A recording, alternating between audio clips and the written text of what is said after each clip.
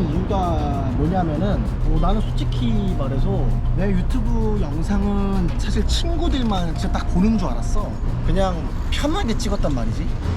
인스타로 가끔씩 연락이 오더라고. 내 영상을 보고 있다 그러면서 왜 정보를 얻는데 내 영상을 보는지 모르겠는데, 뭐 지금 살고 있는 집은 얼마냐, 뭐 집을 어떻게 구하셨냐, 이런 걸 좀 많이 물어보시는 분들이 간혹 있어. 그래가지고 생각을 했지.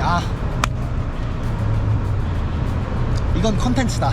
물론 정보를 얻으실 거면 다른 유튜브 채널을 보시는 게 좋지만 나도 정보 전달을 할 수 있지 않을까. 그래서 오늘 이제 편집을 하다가 오늘은 시작을 이렇게 카페 야외에서 좀 시작을 하면 좋을 것 같아가지고 영상을 켜게 된 거고, 캐나다에 오는 사람들은 대부분 워홀 아니면 이민인데, 사실 이민 오시는 분들은 내 영상을 절대 안 보실 거예요. 워홀 오는 친구들은 내 영상을 어쩌다가 볼 가능성이 있는데, 그 친구들이 가장 궁금해할 거예요. 그런 것들을 조금 나도 잘 모르지만 대충이라도 조금 알려주면 좋을 것 같다 생각이 들어서 대충 조금 알려줄 거고, 일단 처음으로 아마 그게 제일 궁금할 거야. 외국에서 오는 친구, 한국에서 이제 워홀로 오는 친구들이 임시 숙소로는 어디를 구하면 좋을지에 대한 그런 것들 아마 궁금해서 찾아보는 친구들이 있을 것 같은데, 임시 숙소는 나 같은 경우는 업타운에서 시작을 했어요.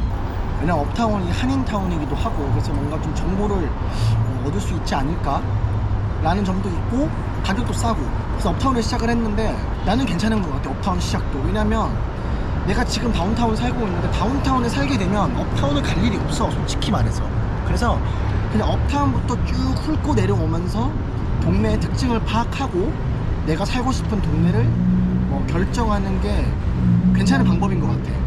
그럼 이제 두 번째는 집을 구하기 좋은 시점을 내가 말해줄 건데, 나도 이것 때문에 진짜 고생을 했어. 그게 뭐냐면 여기는 무조건 월 초에 집에 돈을 내는 시스템이거든. 월세를 내는 시스템인데, 내가 6월 3일날 캐나다로 들어왔단 말이야. 그러다 보니까 이미 6월 1일부터 집에 월세를 다 내고 살고 있는 시점이라 내가 들어갈 수 있는 집이 없는 거야. 근데 그것도 나는 되게 여유롭게 집을 구했단 말이야. 그래서 에어비앤비는 빼야 되는 상황인데 집을 못 구했어.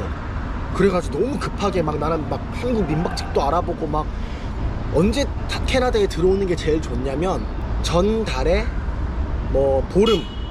보름쯤 한 15일, 17일쯤 들어와서 임시 숙소를 한 2, 3주 잡아두고 다음 달 1일부터 딱 들어갈 수 있게끔 딱 집을 구하는 게 제일 좋다라는 거지.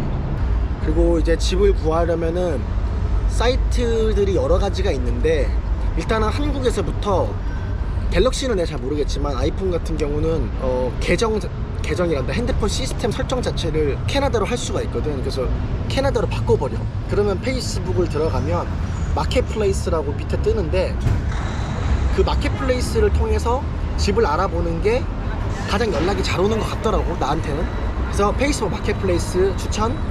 그리고 키지지도 캐나다로 설정을 바꿔야 앱스토어에서 다운받을 수 있다는 점. 그리고 캐스모는 이제 한국 사이트지. 그리고 크레이그리스트. 이렇게 4개, 크게 4개인데 솔직히 말해서 연락을 한다고 해서 연락이 다 오지 않아. 그래서 조금이라도 마음에 들고 빨리 봐야겠다 싶으면은 미리미리 연락해가지고 약속을 다 잡아버려. 내가 한 70통, 80통을 보내봤거든? 근데 연락 오는 거 한 5통밖에 없더라. 그리고 이제 은행 계좌 개설 이런 것도 아마 많이 궁금해 할 것 같은데, 은행 계좌 개설 같은 경우는 인터넷에서 예약을 하고 올 수 있습니다. 그래서 본인이 어떤 은행을 쓸지에 대해서 좀 고민을 해보고 한국에서 미리 원하는 날짜로 예약을 하고 오는 걸 추천합니다. CIBC랑 TD란 말이지. 그러면 둘 중에 이제 하나를 골라서 원하는 지점, 내가 예를 들어서 임시숙소 위치랑 가까운 쪽으로 해서 그 주소를 치게 되면 그 근처 지점이 나온단 말이지. 그러면 그 지점을 예약을 해놓고 가면은 금방금방 처리가 된다라는 거. 이것도 어떻게 보면 꿀팁. 그리고 은행 계좌 개설하는 날 오전에 서비스 캐나다를 가서 씬 넘버를 발급받고, 그리고 오후에 계좌를 개설하게 되면 하루 만에 두 가지를 모두 끝낼 수 있다는 점. 이거 정말 개꿀. 근데 그 방금 얘기가 나와서 하는 말이지만 서비스 캐나다 같은 경우는 무조건 아침 일찍 가야 돼. 무조건 아침 일찍 가야 되고, 그리고 최소 3시간 정도는 잡는 거로, 최소 3시간 정도로 잡으면은 가장 베스트. 나도 냉동 와플 하나 먹어보자.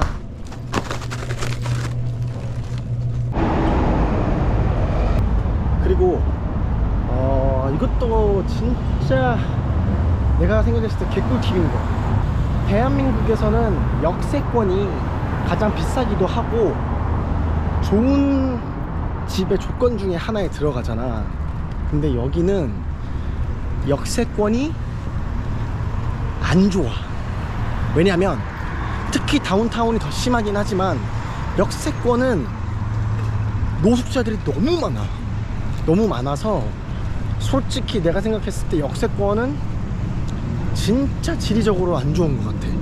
오히려 역에서 조금 적당히 떨어진 곳에다가 집을 잡는 게 내 정신 건강에 좋고 좀 뭐라고 해야 될까, 사실 좀 무섭잖아. 그런 것들, 특히 여성분들은. 안녕, 난 공영훈이야. 그리고 캐나다 물가는 아까 마트에서 잠깐 보여줬다시피 엄청 비싸. 정말 한국에서 나도 올 때는 어떤 생각을 했냐면 이 정도 돈 가져가면은 그래도 몇 달은 놀 수 있겠다. 몇 달은 좀 워홀 가서 여행도 좀 하고 이렇게 좀 재밌게 보낼 수 있겠다 생각했지만 그건 경기도 오산. 정말 너무 비싸서 너무 놀란 거야 나는. 그래서 여기 오게 되면 당신이 요리를 잘하든 못하든 요리를 할 수밖에 없게 됩니다. 그래서 올 때 요리형 비룡 필수적으로 보고 오고, 쉽게 보고 오고, 고급 냄새 프로그램 무조건 보고 오는 거를 추천합니다. 그리고 진짜 참 물가가 참 그래. 당연히 이제 한국도 굉장히 좀 큰 도시기도 하고 큰 나라고 요즘에는, 그러다 보니까 물가가 싼 나라는 아니란 말이지. 근데 여기 오니까 정말 체감이 확 되는 거야. 여기는 기본적으로 가격이 세금 미포함 가격으로 적혀 있어. 그러다 보니까 예를 들어서 내가 10불인 줄 알고 들어갔는데 막상 계산하고 나면 20몇 불이 되어 있는 기적. 왜냐? 세금 플러스 팁이 들어가거든. 그래서 여기서 또 꿀팁을 하나 주자면 가게 안에서 먹고 갈 때는 기본적으로 15% 정도의 팁을 주는데, 예를 들어서 투고 테이크아웃을 하면은 그러면은 팁을 안 줘도 된다 이 말이야. 그래서 나 같은 경우는 처음에는 다 줬는데 요즘에는 투고를 할 때만큼은 팁을 안 주고 있어. 이게 내가 야가서가 아니라 한국, 캐나다 사람 뭐 어디 나라 사람이든지 어떤 인종 상관없이 투고는 팁을 안 주는 게 약간 여기서 일종의 문화인 것 같아. 그래서 이 정도 이 점 알고 있으면 좋겠어. 피곤해라. 다운타운에서도 이스트 동쪽이 있고 웨스트가 있어. 근데 이제 이 웨스트랑 이스트도 차이가 많이 있다는 말이지. 다운타운 이스트와 웨스트의 차이는 뭐냐면, 다운타운에서 웨스트 서쪽 기준은 클럽, 바, 펍 이런 좀 유흥거리들이 좀 많다고 해야 될까? 조금 좀 사람이 좀 번잡한 그런 구역이라 사람이 좀 번잡한 구역이고, 이스트 쪽은 이제 우리 집이 이스트인데 솔직히 퀸 이스트는 옛날부터 우범지역이라는 소리가 많이 있었어. 그래서 퀸 이스트 쪽으로는 다니지 말라 이런 말이 있는데 지금은 그렇진 않는데, 그게 왜 그러냐면 옛날에는 퀸 이스트 쪽이 홈리스들이 어마어마하게 많았대. 그러다 보니까 이제 좀 범죄율이 조금 높았다라는 거지. 이스트는 피해서 이스트는 집을 구하면 좋고, 어쨌든 이스트는 그냥 조용한 동네 이렇게 보면 돼. 그리고 또 여기서 개꿀팁. 지금 오늘 촬영 날짜 기준으로 오늘 캐나다 달러가 현재 1015원입니다.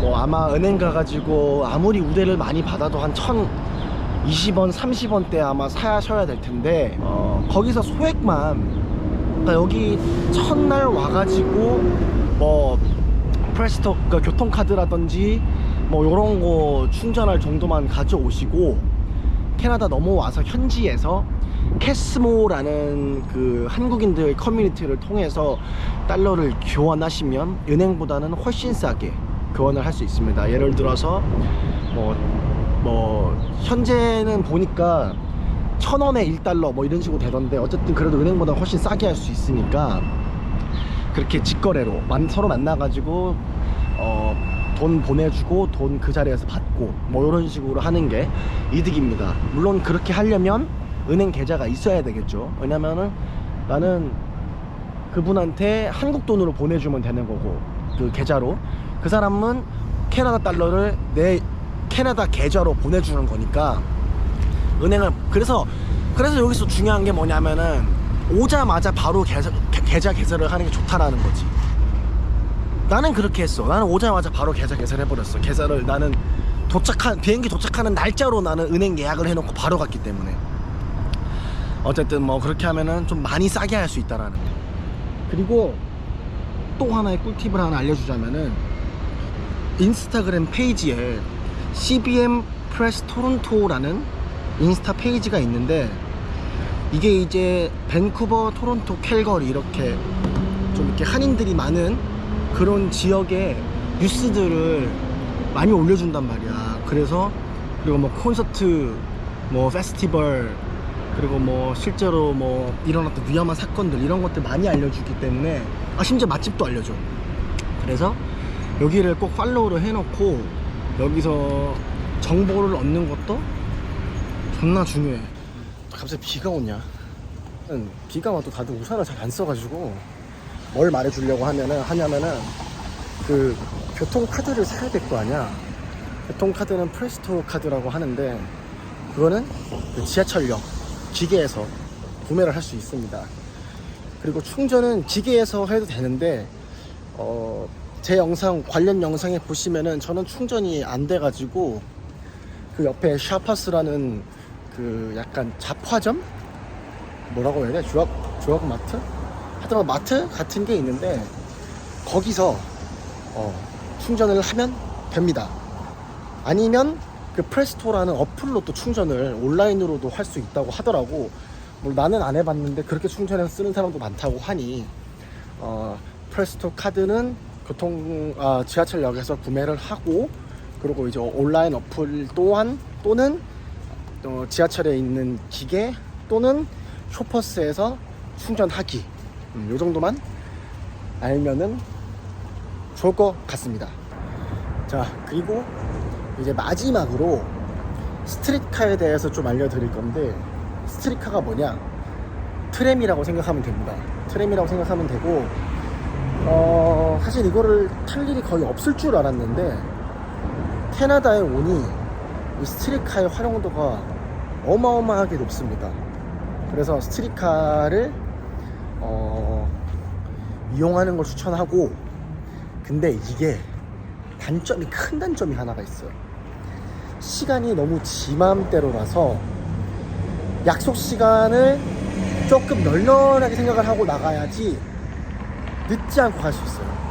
이게 100% 정확한지는 모르겠지만 새벽 2, 3시, 4시에도 운영하는 걸 보면 24시간 운영하는 것 같기 때문에 새벽에도 편리하게 이용을 할 수 있다.